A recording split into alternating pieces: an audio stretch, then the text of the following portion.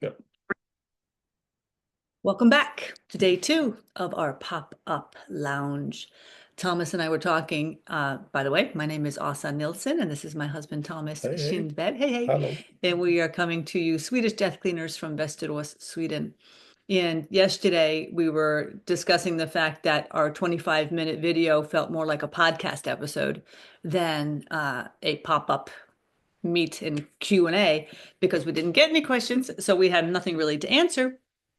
But that's okay too. I mean, this is what it turns into being. And so we are, like we promised you yesterday, we are showing up regardless of what comes to us. Yeah, we made a promise. We stand by our promises.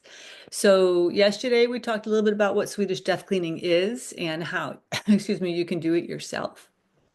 And we wanted to kind of give you some ideas of different people that we have worked with. We're not going to mention any names, that's not relevant, but maybe the age groups of people that we have worked with and how we have helped them in their homes. So, kind of to give you an idea of, is this right for me?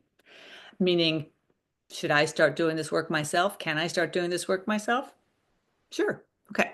So we have helped people who are basically 50 years older, 50 and higher, up to 95. That has been the highest age of one of our clients. God love them. And we have helped people who have been getting a divorce, people who are downsizing or right-sizing their homes, maybe people who have multiple homes that are going to be selling one. So it is not a true death cleaning, but it is a decluttering and a clearing out of belongings that they no longer need. We have helped people who have had deaths of spouses and they needed help with cleaning up their home and their belongings and getting things organized in a way that they felt was manageable so that they could live in their home now going forward. We have helped other people with talking through just having discussions. We have discussions all the time with people on the things that they can think about in their own homes and what can they start with. And like we said yesterday, it could be small, it could be big, it could be in a closet, it could be anywhere, really. I mean, it could be any place that you can see that's the constant bother, when you come into your home, the place that you're like, ugh, I hate walking into my own entryway because it is so like the second it's like claustrophobic. Well, some tips are to get those coats out of there. If it is summertime, you don't need to have your winter coats there. Can you put them in a box? Can you put them in your storage basement? Can you put them in a storage unit? Can you put them up in the attic or someplace else and just have it more airy, right? Just have out what you need. And if you have children and if you have their clothing, can you organize it by child so that the kids can have their own spaces that they can go to feel the ownership of their own things so that you don't have to get them, of course, depending upon the age groups of the children, so that you don't have to get them ready every day, but that they have the responsibility for themselves to find their own things. So, Thomas and I were talking also about death cleaning and how it doesn't have to be so heavy, like Debbie Downer, right? It isn't. It isn't like that. It's actually very freeing and makes you feel very alive. And this isn't a sentence of stay home and clean your home all the time. No way. This is have fun with it, have fun with each other while you're doing the work. Thomas, what do you think? You think that life coaching and death coaching and life coaching, Swedish death cleaning is Swedish life cleaning. I mean, what are your thoughts on that? I mean, life coaching and death cleaning. That's it's like a little bit going together because when we cleaning, death cleaning, it's I mean, you mostly you like coach the client too in many ways. So uh,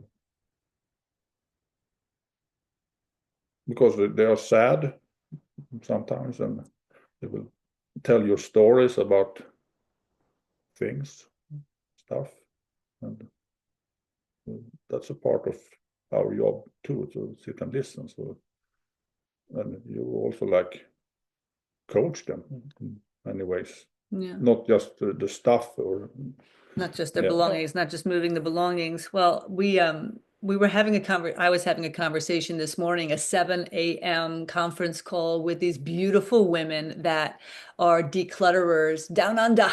They're in Perth in Australia, and they have a company called Darl HQ, Darl HQ. And they were, this is it. There's enough business for everyone. There's no competition. These people are not my competition. They're two beautiful women who have so much energy and have so much excitement, and they're helping clients all over in their area to declutter their homes. And they're super creative, and it was so much fun to meet and to have kind of like a conversation with people who are doing this in their neck of the woods, wherever their neck of the woods is, because we can all learn from one another.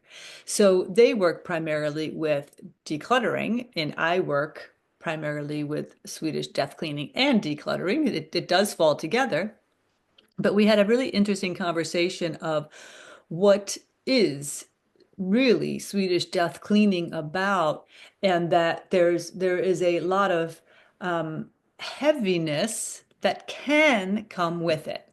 So if you are doing this work by yourself, so say you're in your own home and you come home from work one day and you grab yourself something to eat and you have a cup of tea or a glass of wine, whatever, and you're like, you know what?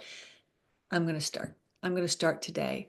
Um, you may have a lot of feelings, especially when you're going through things that come from your family, come from your ancestors, right? Because everything has its energy, and the energy is staying in our homes. It's in our homes right now, whether we agree with it or not.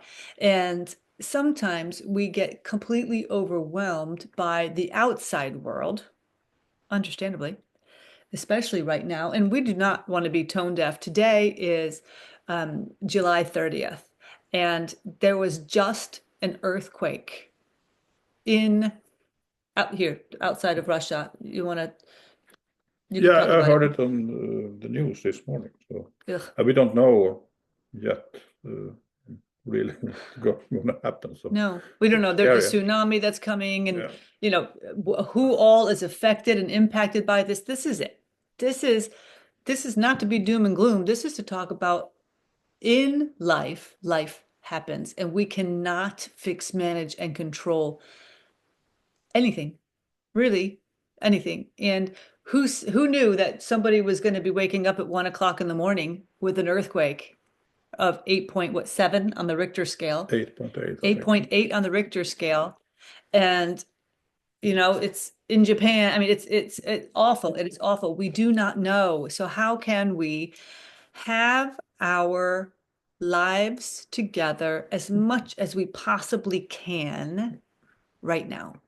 And if that means you've decluttered your home, you have gotten your paperwork in place, you've gotten your will in order, you have gotten your Swedish death cleaning workbook filled out, and so that you have it ready to go for your loved ones or your friends who are your loved ones, right? Your friends become family.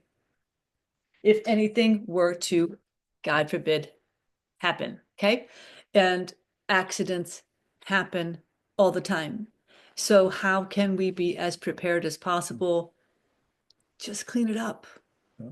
Clean it up. Do whatever you But can. you can't prepare for everything. Oh, you can't. That's part of life. Life is dangerous. Yeah. Everything can happen, but that's a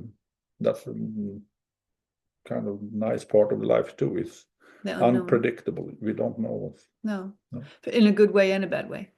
And what Thomas and I are firm believers in is do what you can, right? We're not asking anybody to do something that they're just physically not able to do or emotionally not able to do. If you cannot do it, do not do it. If you want to and you don't know how to start, that's a different story. There's a lot of resources. There's a lot of people that can help you, but the the idea of knowing, I mean, this is a 100% without fail, you're going to pass away. So whether it is long, long, long time from now, which I hope it is for all of us, I hope it is. But if it isn't, we still can do something today. And that is what we are here to talk about. And that means you can declutter your home, you can get your paperwork in order, you can have the hard conversations, you can have the embarrassing, shameful conversations, ask for your forgiveness, you can ask people to listen to you for your stories, share your stories, ask stories, get stories from your loved ones, your elders, sit down and have the conversations, record them if you can, like we did with my mom, having 2 podcast episodes where, I mean, those were like our most watched episodes were me having conversations with my mother. And I received so many comments, personal, private comments from people saying, oh, I wish I could do that with my family member. I wish I could do that with my mom. I wish I would have done that with my grandparents. Can we do it? Can you do it for my grandparents? Can you do it with my grandparents? Like, could you interview my grandparents for us? No, no, I'm not. This is a very personal thing. And having somebody outside the family interviewing your grandparents, no, I'm not doing that. We're not doing that. That is something for you to do for yourselves. And to hit record on your telephone, right? Your voice memo while you're having a conversation about something so beautiful as the stories of their lives. Like, how did they meet one another? Where did they meet? Where did they go to school? What was their childhood like? These are things that we can never, the stories, once the people pass, they're gone. Our stories, once we pass, are gone. That's why we can do these types of videos and have it saved for posterity so that people will have our imprint, will leave our footprint. We are leaving our footprint every single day, wherever we go anyway. But why not make a more proactive imprint and leave the story that you want to leave? Let people know who you really were. People are making decisions about you all the time anyway, but how about you actually share who you are? Share what your thoughts are. What are your thoughts on that? What are your thoughts on that, Yeah, my I man? think it's important because the coming generation, maybe it's interesting for them to know who we are. My Thomas, who, my relatives in the future. So, yeah. Right? Because like we said, we don't have children, but we have nieces and nephews. I have siblings. You have a sibling. We have family, right? We have the extended family. And one day we'll die and then they'll still be here, but maybe they cared enough to know who we were. So how can we leave the message to them now, how much we loved them? How much we love them today. How do we treat them today, which says, a lot, right? Because leaving a legacy, right? The legacy leaving, which was a part of my 4-week video series. I talked about legacy, letting go, and lightness at the end. The final week was that.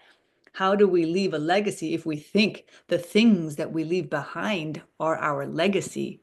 We're out of our minds. We're delusional. It is how we treat one another. How do we treat each other? How do we treat you?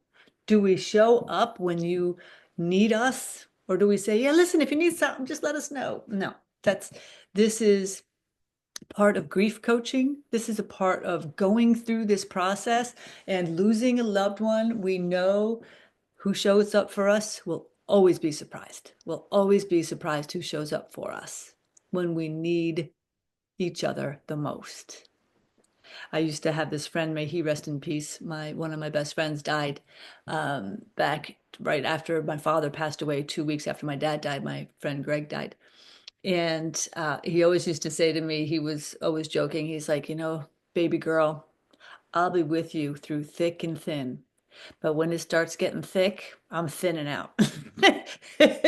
You never got to meet him, uh, which I would laugh every time he said that. And I know he didn't mean it, but I think about when you go through your hardest parts of your life, who do you want close to you? Who do you think is going to show up for you?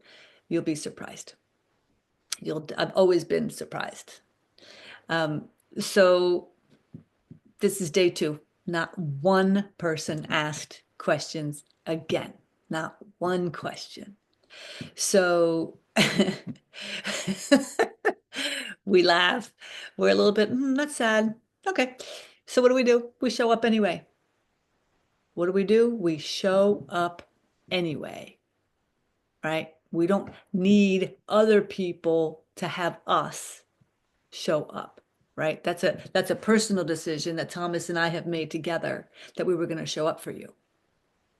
And we're showing up for ourselves, because if we are not people of our words, who are we? Yeah. That's good. Yeah. All right. We are leaving you with that today, our pop-up podcast episode instead now. And we will be with you tomorrow for day 3.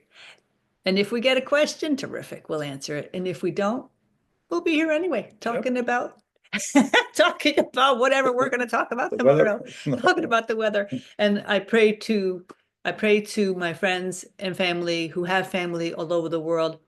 I hope that nothing horrifying happens today from this earthquake that we are being impacted by across the world. Okay, with that, we leave you. Thank you for today. Bye-bye. Take care. Bye-bye.